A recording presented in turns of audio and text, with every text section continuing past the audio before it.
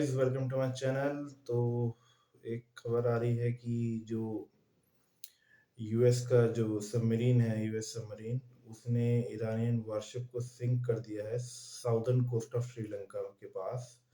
और जिसमें ये कहा जा रहा है कि अराउंड 87 जो पीपल्स हैं उनकी डेथ हो गई है एंड उसके अलावा काफ़ी सारे इंजर्ड भी हैं, जो श्रीलंकन अथॉरिटीज ने रिपोर्ट करा है। एंड ये आपके जो श्रीलंका का जो साउदर्न कोस्ट है उसमें ये अटैक करा है यूएस सबमरीन ने ईरानियन वारशिप के ऊपर, जो कि एक naval exercise, joint naval exercise हो रही थी इंडिया के बे ऑफ बंगाल रीजन में। तो ये वहाँ से अपना वापस जा रहा था। अब आप इस चीज़ को अगर ये देखें तो ये एक बहुत ही बड़ा एस्केलेशन पॉइंट हो सकता है कि यूएस का जो प्राइमरी टारगेट है वो ईरान है और उसने इंडियन ओशन में आकर ये टारगेट करा है ईरान वारशिप को। तो इस चीज़ से हमें ये भी पता चलता है कि यूएस का जो बेसिकली टारगेट है वो ईरान है, और यूएस चाहता है कि ईरान की नेवी को पूरा ही ख़त्म कर दिया जाए। और जैसा कि न्यूज़ भी आ रही है कि यूएस ने I think around 10 to 12 Iranian navy ships जो है, उन्हें, जो नेवी की शिप्स हैं उन्हें डिस्ट्रॉय भी कर दिया है। तो ये एक बहुत बड़ा ही एस्केलेशन पॉइंट बन सकता है, जो भी हाल ही में ये हुआ है ईरान का जो वारशिप सिंक हुआ है। इस चीज़ के कई सारे मायने ये निकलते हैं कि भाई यूएस जो है वो पूरा जो ईरानियन मिलिट्री, नेवी, एयरफोर्स, उसे पूरा ख़त्म करना चाहता है, पूरा डीमिलिटराइज करना चाहता है। और वहाँ पे जो भी पॉलिटिकल पार्टीज है, जो भी कोई भी पार्टी उसमें पावर में आती है, वो यूएसए के ही इन्फ्लुएंस में हो, यूएस इसराइल के इन्फ्लुएंस में हो, और उन्हीं के नक्शे कदम पर चले। ठीक है। एंड यूएसए ने उनके जो सुप्रीम लीडर अल खमैनी, उन्हें तो मार ही दिया है। बाकी वो धीरे धीरे और भी जो ईरान के मिलिट्री बेसिस वगैरह हैं और रेडार सिस्टम है वो भी पूरा डिस्ट्रॉय कर दिया है। जो ईरान की कैपिटल सिटी है तेहरान, वहाँ पे भी बहुत अटैक्स करे हैं, वहाँ पे भी बहुत ज़्यादा डैमेज हुआ है ईरान को। जो भी इनके मेन वारशिप्स हेड्स वगैरह हैं, जो भी इनके मिलिट्री हेडक्वार्टर्स हैं, एंड जहाँ पे भी मिसाइल सेंटर हैं, जहाँ पे भी आपके मिसाइल्स एंड ड्रोन सेंटर्स हैं, सारे मेन मेन वो सारी बिल्डिंग्स को टारगेट करा है, उन्हें डैमेज करा है यूएसए ने।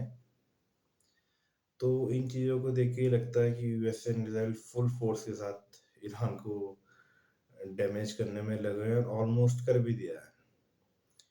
और अब ये स्ट्राइक कितने दिन में रुकेगी, कब ये चीज़ें रुकेंगी, क्या उसके बाद फिर एनालाइज होगा, कैसे चीज़ें आगे आएंगी, ये तो बाद में ही पता चलेगा। पर ये है कि ईरान जो है 40 से 50 साल पीछे चला गया है, बिल्कुल डीमिलिटराइज करके ही यूएसए और इसराइल ईरान को छोड़ेंगे। और उसके बाद ही जाके कुछ ये जो आपकी ये वार है तो रुकेगी, उसके बाद ही। पर इसके जो रिpercussions हैं वो बहुत ज़्यादा हैं, जैसा कि आपको पता ही है कि ईरान मिडल ईस्ट में जितने भी कंट्रीज हैं जहाँ पे भी यूएसए बेस है, उन्हें भी उड़ा रहा है वो मिलिट्री बेसिस वगैरह को। और अभी एक खबर आई थी कि जो टर्की के एयर स्पेस में एक मिसाइल इंटरसेप्ट करी गई है जो आ रही थी, तो वो नाटो ने डिस्ट्रॉय कर दी है, नाटो फोर्सेस ने। तो ये भी एक साइन है कि ईरान जो है वो जितनी इसकी कैपेसिटी है उसके साथ फुल पावर के साथ लड़ भी रहा है, कि वो जितना नुकसान पहुंचा सकता है यूएसए की जितने भी अलाइज है मिडिल ईस्टर्न कंट्रीज में, उन्हें भी पहुंचा रहा है नुकसान।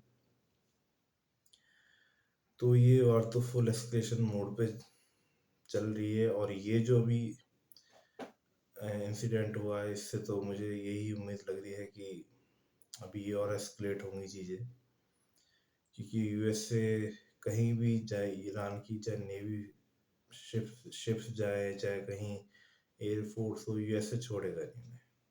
ये साफ साफ नज़र आ रहा है। होना कुछ है नहीं इस वार से, मिलना कुछ है नहीं किसी को। बस ये है कि उनके जो मोटिव्स हैं यूएसए के अपने, कि वो डीमिलिटराइज करके छोड़ देगा ईरान को। बाकी इम्पैक्ट इस वार का पूरे वर्ल्ड में ही पड़ेगा, क्योंकि सारी फ्लाइट्स वगैरह मिडल ईस्ट से बंद हो गई हैं, ट्रेड वगैरह सारा रुक गया है, आपकी ऑयल सप्लाईज भी सारी रुक गई हैं ऑलमोस्ट। तो इससे इफ़ेक्ट तो बहुत पड़ेगा, इंडिया के ऊपर भी बहुत इफ़ेक्ट पड़ेगा। एंड जितने भी वर्ल्ड में कंट्रीज हैं सब पे ही इफ़ेक्ट पड़ेगा इस चीज़ का। मे बी ऑयल प्राइसेस भी बहुत हाई लेवल पे चले जाएं इसके बाद। एंड मिडल ईस्ट जो कंट्रीज़ हैं उन्हें सेफेस्ट प्लेस माना जाता था टू बिजनेस करने के लिए या सेटल होने के लिए, पर इन सब चीज़ों के बाद क्या इस चीज़ का इफेक्ट पड़ेगा मिडिल ईस्टर्न कंट्रीज में। जितनी भी इन्वेस्टमेंट हुई हैं बड़ी बड़ी कंपनीज के ऑफिसेज वहाँ हैं मिडिल ईस्ट कंट्रीज में, यूएई हो गया, सऊदी, कुवैत, ओमान वगैरह। तो देखने वाली बात यह है कि इन चीज़ों का क्या असर रहता है। एंड लेट्स सी कहाँ तक ये एस्केलेशन जाती है, कब ये वार रुकता है। पर डैमेज बहुत ज़्यादा हो चुका है और अभी जहाँ तक है अभी और एस्केलेशन होगा, अभी और डैमेज होगा।